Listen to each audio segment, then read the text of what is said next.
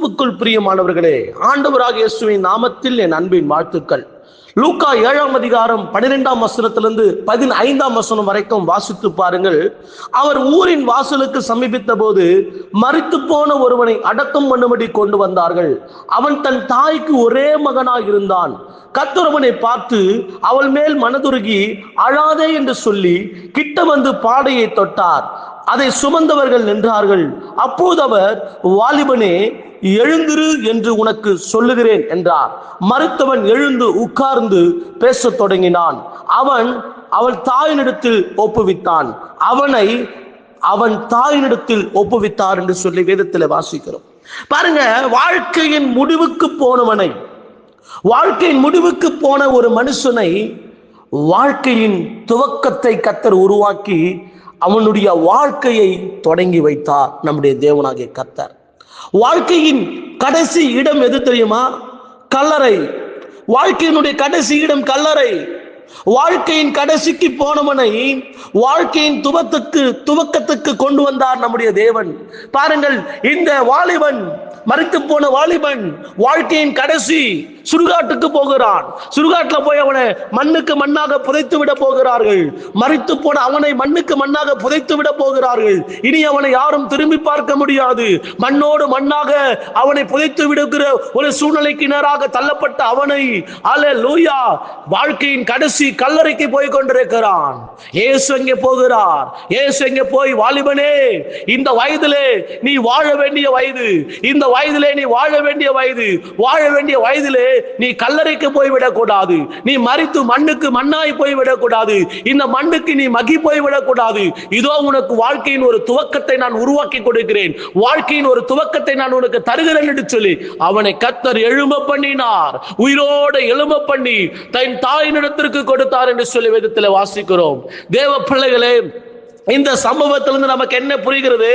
நீங்கள் வாழ்க்கையின் கடைசிக்கு போயிருக்கலாம். அவ்வளவுதான், என் வாழ்க்கை முடிந்து விட்டது, அவ்வளவுதான் என் பிசினஸ் முடிஞ்சு விட்டது, அவ்வளவுதான் என்னுடைய குடும்ப வாழ்க்கை முடிந்து விட்டது, அவ்வளவுதான், இனி எனக்கு ஒரு வாழ்க்கை இல்லை, அவ்வளவுதான், முடிஞ்சு போச்சு. இல்ல பிரதர், என் வாழ்க்கையில நான் எதையுமே செய்ய முடியாது, எல்லாமே முடிஞ்சு போச்சு.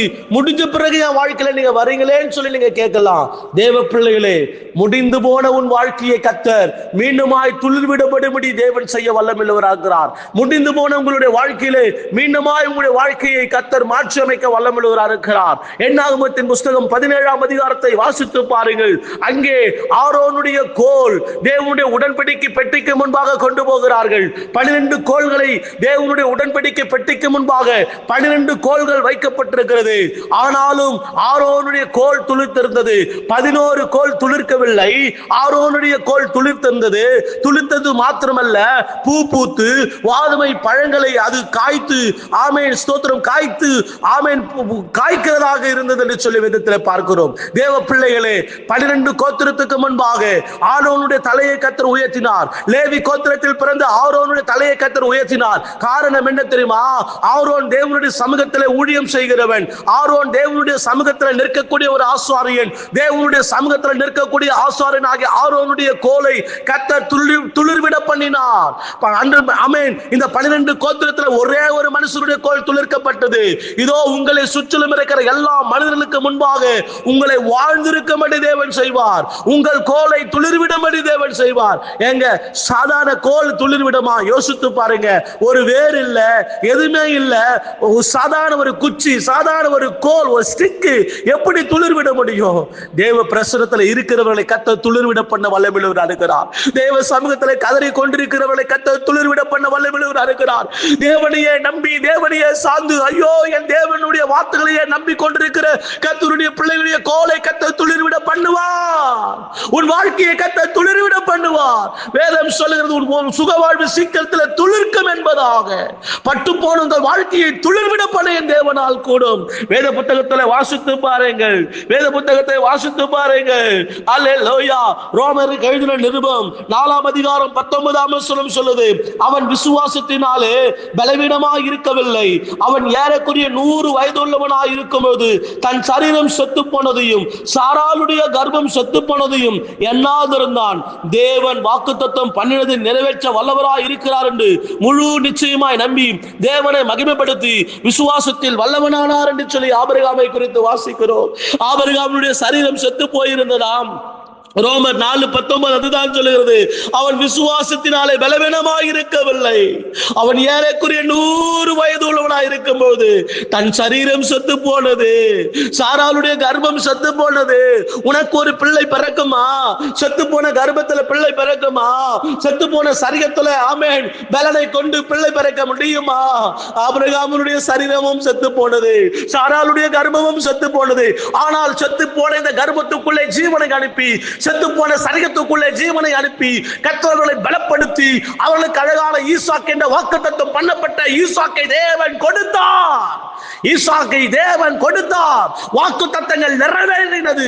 தேவனுடைய பிள்ளையே, என் வாழ்க்கையில எதுவுமே நடக்காது, என் வாழ்க்கையில எதுவுமே கிடைக்காது, அவ்வளவுதான் என் வாழ்க்கை முடிந்து போய்விட்டது என்று சொல்லிக் கொண்டிருக்கிற உங்களுடைய வாழ்க்கையில கர்த்தருடைய வாக்குத்தத்தங்கள் நிறைவேறும். It is impossible. என் ஆண்டவராகிய இயேசு உங்கள் வாழ்க்கையை துளிர்விட பண்ண வல்லமையுள்ளவராக இருக்கிறார். அல்லேலூயா. பாழானவைகளை சரியாக்குகிற தேவன், வனாந்திரத்திலே வழியை உண்டாக்குகிற தேவன். இதோ முடிந்து விட்டது, என்னால் எதுவுமே செய்ய முடியாது என்று சொல்லாத, என் ஆண்டவரால் செய்ய முடியும். என் தேவன் வல்லமையுள்ளவர். ஏனென்றால் அவர் மரித்தது உண்மை. மரித்து 3 நாள் கல்லறையிலே இருந்த இயேசு உயிரோடு கூட எழுந்தார். அதே போல மரித்து போயிருக்கிற உன் வாழ்க்கையை, மரித்த நிலையில் இருக்கிற உன் வாழ்க்கையை, மரித்த நிலையில் இருக்கிற உன் சரீர பலவீனங்களை கர்த்தர் மாற்றி உங்களை உயிர்ப்பிப்பாராக.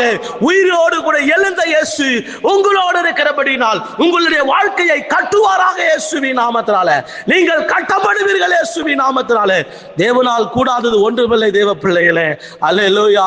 ஆரோனுடைய கோல் துளிர்த்தது போல, வாழ்க்கையின் கடைசிக்கு போன ஒரு மனுஷனுக்கு வாழ்க்கையின் துவக்கத்தை கொடுத்தது போல என் தேவன் உங்களுக்கு ஒரு துவக்கத்தை கொடுக்கிறார்.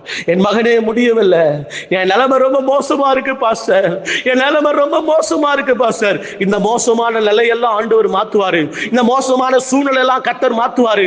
அல்லேலூயா. முந்தினவைகளை நினைக்காதே, பூர்வமானவைகளை சிந்திக்காதே. இதோ நான் புதிய காரியத்தை செய்கிறேன்னு சொன்னாரே, நீ அதையே சொல்லி சொல்லி உட்கார்ந்து அழுதுட்டு இருக்காத. எல்லாம் போச்சே, எல்லாம் முடிஞ்சு போச்சே, அவ்வளவுதான், ஐயோ ஐயோ கதறாத, கதறாத.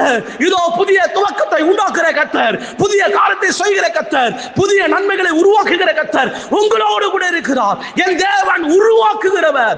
உங்களுக்கான வழியை உருவாக்குவார், உங்களுக்கான பாதையை உருவாக்குவார், உங்கள் வாழ்க்கைக்கான உயர்வை உருவாக்குவார், உங்களுக்கான ஆசீர்வாதத்தை உருவாக்குவார். அவர் உருவாக்குகிற கர்த்தர். வார்த்தையினாலே உலகத்தை படைத்த ஆண்டவர். ஓ ரபாலா தியாத்தா ரபாலமா, அவருடைய வார்த்தையினாலே உங்களை கட்டுவார். நீங்கள் கட்டுவிக்கப்படுவீர்கள், நீங்கள் கட்டுவிக்கப்படுவீர்கள். தேவ பிள்ளைகளே, சோர்ந்து போகாத. படுத்தவனை எழுந்திருக்க பண்ணுகிற தேவன், படுத்த படுக்கையா இருக்கிற எழுந்திருக்க பண்ணுகிற தேவன். எழும்பு, எழும்பு, உன் துக்கத்தை விட்டு எழும்பு, உன் பிரச்சனையை விட்டு எழும்பு, உதரை விட்டு எழும்பு. வாக்கு தத்தங்கள் உனக்குள்ள இருக்குது. வாக்கு தத்தத்தை பிடித்துக் கொண்டு எழும்பு. வாக்கு தத்தங்கள் உள்ளிலே நிறைவேறும். வாக்கு தத்தங்கள் உள்ளிலே நிறைவேறும். அல்லேலூயா. இயேசுவின் நாமத்திலே பாரத்தோடு சுபிக்கிறோம்பா. இந்த நாளிலே கூட எங்களை உயிர்ப்பிக்கிற தேவனாகிய கர்த்தர் எங்களோடு கூட இருப்பதற்காக ஸ்தோத்திரம் ஆண்டவரே. ஆண்டவரே, ஏசப்பா, வாழ்க்கையின் கடைசிக்கு, வாழ்க்கையின் முடிவுக்கு போன ஒவ்வொருடைய வாழ்க்கையில கர்த்தர் துளிர்விட பண்ண முடியாது சுபிக்கிற ஆண்டவரே. அவ்வளவுதான் பிரதர், வாழ்க்கை போச்சுன்னு சொல்லி ஆண்டவரே கவலையோடு கண்ணீரோடு துக்கத்தோடு இருக்கிற ஒவ்வொருவருக்காக நான் சுபிக்கிற ஆண்டவரே. இந்த உலகம் திரும்பி பார்க்கிற அளவுக்கு உமது பிள்ளைகளை கர்த்தர் ஆஸ்வதிக்க முடியாது சுபிக்கிற ஆண்டவரே. இந்த உலகம் திரும்பி பார்க்கணும் ஆண்டவரே. இந்த உலகம் திரும்பி பார்க்கிற அளவுக்கு ஆசீர்வாதத்தை கொடுங்க ஆண்டவரே. இந்த உலகம் எங்களை நகைத்தது, இந்த உலகம் எங்களை நகைத்தது. நகைத்த மனிதர்களை பார்த்து சொல்லணும்ப்பா, கர்த்தர் இவளோடு கூட இருக்கிறாரு, கர்த்தர் இவனை கைவிடலன்னு சொல்லணும் ஆண்டவரே. அந்த நிலைமைக்கு கர்த்தர்களை உருவாக்க போவதற்காக ஸ்தோத்திரம். இயேசுவின் நாமத்தினாலே இதோ உடைந்து போயிருக்கிற ஒவ்வொருவருக்காய் சுபிக்கிறேன். உடைக்கப்பட்ட நிலைமையில் இருக்கிற ஒவ்வொருவருக்காய் சுபிக்கிறேன்.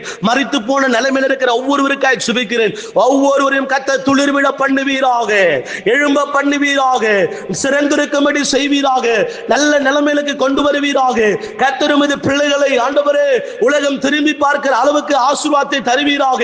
உலகம் ஆண்டவரை திரும்பி பார்க்கிற அளவுக்கு மேன்மைகளை கர்த்தர் தம்முடைய பிள்ளைகளுக்கு உருவாக்கி கொடுப்பீராக இயேசுவின் நாமத்தினாலே. உன் துக்க நாட்கள் முடிந்து போகும் என்று சொன்னது போல ஒவ்வொரு துக்க நாட்களும் முடிந்து போகட்டும் தகப்பனே. இயேசு கிறிஸ்துவின் அதிகாரமுள்ள நாமத்தினாலே ஒவ்வொருடைய வாழ்க்கையில கர்த்தர் கிரியை செய்வீராக.